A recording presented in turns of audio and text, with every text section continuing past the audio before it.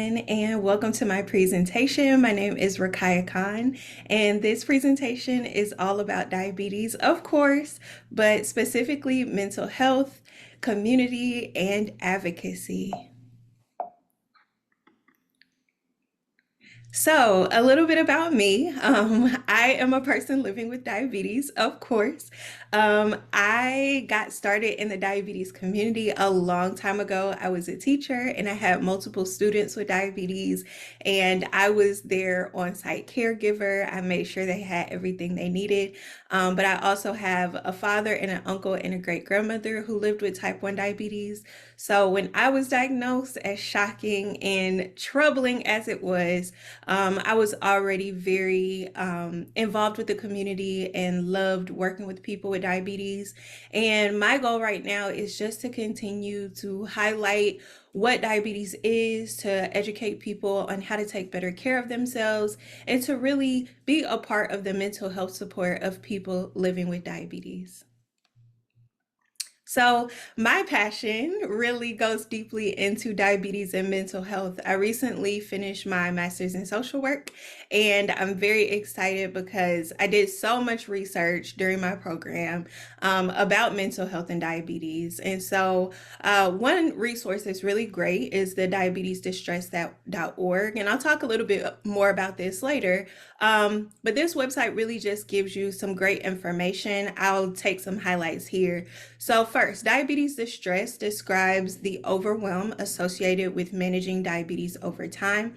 As most of you know, there are so many demands on people who live with diabetes, like cost, for example, cost of insulin, cost of diabetic supplies, dealing with your insurance company who may or may not support whatever desires you have as far as your diabetes management. So you might have to get on the phone and fight with your insurance. It might impact your family, whether you have support or don't have support with your diabetes. It might cause difficulty with work or with school. It might get in the way of you being able to, stand on your feet all day or be on meetings and things like that. If you travel for work, diabetes can definitely be a challenge. And then in general, you can feel burnt out from diabetes. It's a lot to manage. It is 24/7. There are no days off. And so a lot of times, diabetes leads to this feeling of being burnt out and just exhausted and fatigued. And a lot of times when these issues do come about, the self-management skills that we have or we know that we need to take are the things that go first. And so sometimes we might stop checking our blood sugar, or we might stop taking our insulin or our other medications. Our self-care might slip, so we don't sleep as well, or maybe we're drinking more caffeine, or maybe we're not exercising. And those things become difficult as a result of our mental health. We know that it's kind of a cycle. Our mental health fails, our self-care fails. If our self-care fails, our mental health fails. And so we really have to pay close attention with diabetes management to which came first, the chicken or the egg. And even if we don't know which came first, what are some of the things that we can do to kind of intercept that negative spiral that we're on and figure out what we need for, additional assistance. Here's some facts, some data, some information. Diabetes distress is very common. Diabetes distress is something that you might feel once or you might feel for a period of time. 40% of adults living with diabetes report significant distress. So this isn't something where you have to feel like you're alone in it. And diabetes distress may ebb and flow in life. Dealing with life stressors can impact how distressed you feel about diabetes. So, if somebody in your family is in the hospital, or if your children are having challenges, or if you have to move, if you get sick, those types of things tend to exacerbate our experience with diabetes and makes it more challenging to handle and or manage. And then sometimes that can cause what we call diabetes distress. So this undue and significant burden of diabetes on our life and our self-care. The other thing about diabetes, there are other conditions like clinical depression, clinically diagnosed anxiety, ADHD, those things need to be taken to a mental health professional. People living with diabetes are twice as likely to experience some sort of co-occurring mental health condition. That means that, we might be dealing with our diabetes and it might feel like distress at first, but that distress continues over time. And over time, maybe it turns into clinical depression where we feel an extreme level of sadness. If you are ever feeling that level of sadness or distress, or even anxiety about your diabetes, it is necessary to seek a medical professional, a mental health professional specifically, who can help to intervene in ways that, just talking about it isn't enough. Sometimes there might be medications or there might be other interventions like therapy that can help you to address your depression or anxiety. It is helpful to find people who have some kind of specialty in diabetes because those people will understand a little bit better what diabetes distress is. Or if you already have a mental health professional, you can give them kind of the resources that we share so that they can better understand diabetes and they can be there to support you in your diabetes journey. The biggest thing about this is to continue to try to find mental health professionals or professionals in general that are on your diabetes team who support you. If you have an endocrinologist and it doesn't feel like they're supportive, continue trying to find another one. If you have a mental health professional but they're not supporting your diabetes journey, find another one. If your insurance is being super resistant, that's where you get into the advocacy piece. Try to find ways to make your insurance cover what you need for them to cover. And this is not always easy. A lot of times it does feel like we're fighting for ourselves. But that's the only way that we as people living with diabetes get the care that we need. So here's some more things, right? We have to treat ourselves well. We have to manage this condition 24/7. So what are some of the things that we can do that help us relieve some of this distress or mental health challenges of living with diabetes? First, I would say start by understanding where you are. So, number one, you can journal, you can talk to somebody, you can again reach out to a therapist. But if you want to just get a good idea of where you are, you can start by taking the Diabetes Distress Survey that is available at diabetesdistress.org. This survey allows you to find an understanding of exactly what areas of your diabetes management are causing you the most stress. If you need help with managing your diabetes, if you feel like you're just overwhelmed, I don't know where to start, then that's when I would say seek a professional or a family or a friend or someone who you trust who can have some kind of gentleness and support when it comes to your diabetes care. And then sometimes you just need a change of routine. Sometimes we're experiencing what we call alarm fatigue. We're tired of the beeping, we're tired of the noises. Maybe our pump and CGM are no longer working for us. So sometimes a matter of going back to your endocrinologist and saying, hey, I'm having challenges with my routine right now. Is there a way that I can change things up? Maybe I take a pump break and go to MDI, multiple daily injections. Maybe I'm on MDI and it's no longer working for me and now I want to try a pump. Maybe I do free trials that my endocrinologist has. They get samples of different medications and things like that. But sometimes what you really need is just a shift in your management. And it's not necessarily diabetes itself, it's the management of it that makes it feel so overwhelming and so burdensome. Another thing, and this is my favorite part of diabetes management, is finding community. So I was diagnosed in 2020 in the middle of COVID when the world was shut down. So it was very difficult at first to realize that there are so many ways that I can connect with people with diabetes. And originally, I kind of just started to look online and try to see like who might be somebody I can follow on social media or what websites exist that kind of provide some resources. So I would definitely say find people online who are similar to you, who have personalities similar to you, who are representative of you in your diabetes journey, and just connect with them. I would say most of the people I've connected with have been super nice, super kind, and in time, we really created real friendships outside of the internet and met in person and hang out and things like that. So, starting online is really helpful. If you are newly diagnosed, this is also a great place to be. There are some Facebook groups for newly diagnosed type 1 diabetics, and there are resources specifically for people who are newly diagnosed with type 1 diabetes who maybe are just out here with nothing. Like, I don't know what I'm doing, I don't know what I'm going through. And those resources can help to kind of bring that initial anxiety down and kind of figure out, what do I need? What do I want? How do I want to manage this? The second one about community are diabetes meetups. So these have definitely gotten popular post COVID once the world kind of reopened. But finding events happening in your city or around your area with people who live with diabetes. They're fun. They help us feel normal. They help us feel seen. They help us feel heard. A lot of times we'll do like what's my blood sugar checkup and things like that. And that's just super fun because you know that there's no judgment, whether you're high, low, or in between, about what our blood sugars are at that time.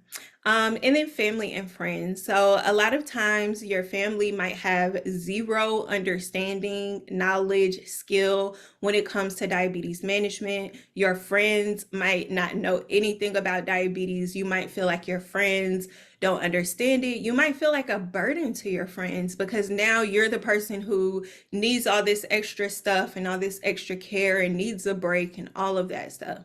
So it is very important that you not only tell your friends and family how you like to be supported, but you also explain to them what feels good and what doesn't. Because sometimes they might think that they're being helpful by saying, well, what's your blood sugar? Well, did you take your insulin? And the way that it's coming out and the way that they are showing support feels heavier than if they didn't support you. So sometimes you have to just tell them, hey, it would really feel better if instead of saying, what's your blood sugar, you said, how can I help you right now? And just model for them what that support looks like for you so that you can feel like, okay, I can do this and I can do this alongside people who love me and care for me and just want the best for me. But the way that their best comes out also feels gentle and delicate enough for me to feel supported. And I'll give some more resources about community later on as well. So, advocacy in action. So, okay, you get your diabetes diagnosis, maybe you connect with people, and then maybe you don't know what else to do. So, getting involved in organizations that advocate for better care and resources can be huge to help fuel your passion, find your purpose, find something good that comes out of this no sleep disease. Sometimes you might feel like diabetes is just something I have to deal with for life and there's no joy in it. But really getting involved in advocacy and action can make it feel like there's some purpose in this. So mutual aid organizations, fundraising campaigns, conferences, walks. There are diabetes walks a lot of times during November, so that's the perfect time to be involved. Going to anything political where people are advocating for insulin for all, emailing your representatives, getting me into social media campaigns where they're talking about stigma around diabetes, or even when the new Barbie came out, really getting into the social media aspect of educating and helping people to understand diabetes can raise awareness. It can provide support for the communities that we desire to build, and it can really make us feel like we're a part of something bigger. When we're in isolation, that is when our mental health tends to fail more because we don't realize that not only are we struggling with it, but we feel alone and we don't know that there is purpose in this. And really getting involved in advocacy can help you feel like you know that there's a world that's better for people living with diabetes. And so obviously we're on the people with color living with diabetes conference. And so conferences like this provide a ton of resources. There's also a diabetes mental health conference. There's the American Diabetes Association conference, which happened in Chicago earlier this year. There are a ton of conferences. So if you like conferences, if you like to really get involved in the science and education piece of diabetes, I definitely recommend going to conferences and kind of finding your niche as far as what feels good for you. But there's also a ton of other resources. So again, diabetesdistress.org is a website where either as a practitioner of mental health or from the purpose of assessing myself, you can go onto that website, take an assessment and see where your level of diabetes distress is. It provides you a report at the end, and then you can take that and run with it. You can use it as a starting point for where you might need additional support and help. You can use that as a conversation starter with your family and your friends. You can take it to your endocrinologist and say, hey, I took this assessment. This is what's causing me the most trouble. Can you support me here? You can take it anywhere as a resource that will give you a starting point or talking points that really highlight what your mental health state is. Because a lot of times, if we just go to our endocrinologist and we say, hey, this is difficult, they really get into the weeds of our numbers. You know, they talk about, well, your blood sugar was high 2 weeks ago. What was happening then? And maybe we need to change your insulin to carb ratio. And while those things might need to be a part of this shift, a lot of times we don't have the language to tell them, my blood sugar looks like this because I'm in distress. And I need support with the distress, and the rest of that will come. If we feel supported, heard, seen, if we feel like our mental health is taken seriously, if we talk to professionals, it's much more likely that our numbers will reflect better self-management than if we are pushed to the side and just given the same conversations about taking our blood sugar, taking our medication. A lot of times that distress really interrupts what we think we need, and our practitioners are not really hearing us or listening. So having that distress assessment can help. And then the way that you can really do it is once you get that support, once you start to put new things in place and change, you can revisit that distress survey, take it again and see if you felt any relief. So keeping data points for yourself can definitely help to alleviate some of the things, but also to pinpoint maybe the distress went down in certain areas like family, but maybe it's up now in, you know, my management style, and now I need to look at getting a new CGM, for example. So use that as a starting point. Diabetes.org is run by the American Diabetes Association, and they specifically have a page for mental health professionals. So if you are looking for a mental health professional that has a background in diabetes, a lot of these mental health professionals have a CDCES, meaning they are a certified diabetes care and education specialist. They either live with diabetes or understand diabetes to some extent. That website can definitely help you to pinpoint somebody in your area who has the credentials, who can support you with your mental health and diabetes. They understand this connection with distress and anxiety and diabetes.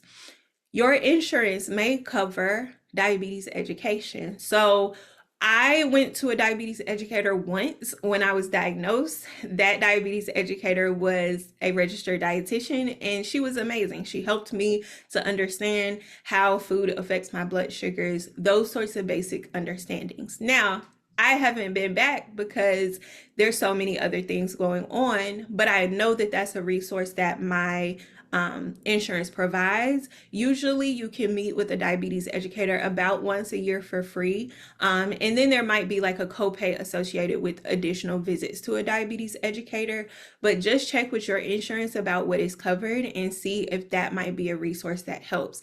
Diabetes educators can be a range of things, including nurses, social workers, dietitians, therapists, those types of things. So if you can find an educator who kind of gets the whole picture and doesn't just lecture you, it can really be helpful to find that support because you might not have support in any other way. Of course, we talked about the diabetes online community. There are a million organizations, so I just listed a few that came up, like Diversity in Diabetes. I know Risely Health is a big one that is run by people living with diabetes.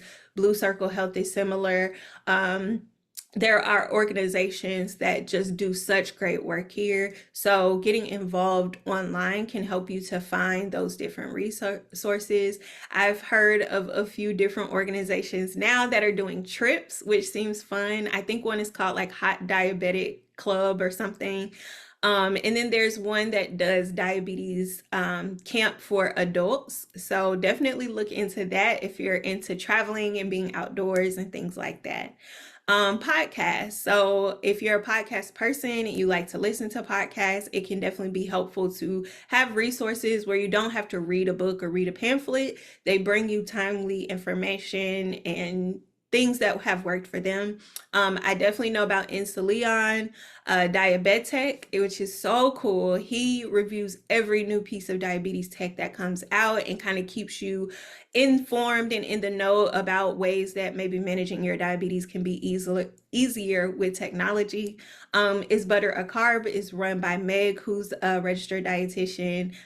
Chronically Will podcast is a person living with diabetes, and he is a man of color who interviews people living with diabetes for his podcast, talks a lot of resources and life, things like that. The Juicebox podcast is very great for practical things. So figuring out, the number side of things and really getting into the diabetes management ups and downs. It's a great resource if you are newly diagnosed as well. If you find like certain topics that are coming up and you're like, what does that even mean? The Juicebox podcast probably has a podcast episode on it. So definitely tap into those resources. And then of course, our favorite social media platforms. There are a lot of people who are on Instagram, who are on TikTok, who just speak about their diabetes journeys, who talk about the ups and downs, exercise with diabetes, mental health and diabetes, food and diabetes. So find those people who look like us, who are realistic in their diabetes journeys, who give tips and tricks and find what works for them. And then, like I had said before, Facebook is a great place for support groups. I would definitely caution you to not always take everything as fact from a support group, because again, it's just people talking about their lived experience. There are some valuable tips and tricks. Sometimes there's just really funny stuff that happens in those support groups. But also, just use everything with caution when it comes to support groups, because you don't want to take anybody else's experience as something that you know will work for you. And I think that's the biggest thing living with diabetes, is that everybody's individual journey is different. How they got diagnosed is different. At what age they were diagnosed is different. How they manage can be a wide variety of things. Even what types of diabetes we have, whether it be type 1, 1.5, 2, gestational, whatever, right? LADA. We all have come to this journey differently. And so we have to also realize that our management and what we need, our mental health, all are going to look very different. So just focus on finding what works best for you and then move forward from there. And then to wrap up, I just want to say thank you for having me. Thank you for, really wanting to find out more about mental health and diabetes. Definitely, I'm available on social media and LinkedIn if you want to connect. And really go through those resources and find things that might help you, because a lot of times we don't know what's out there until we really jump into it full force. There are so many rabbit holes you can go down with diabetes management, but it's definitely something that we have to do. We have to be on the front lines, advocate for ourselves, create the communities that we need so that we get the support that we need. So again, thank you guys for having me. I look forward to connecting with all of you more.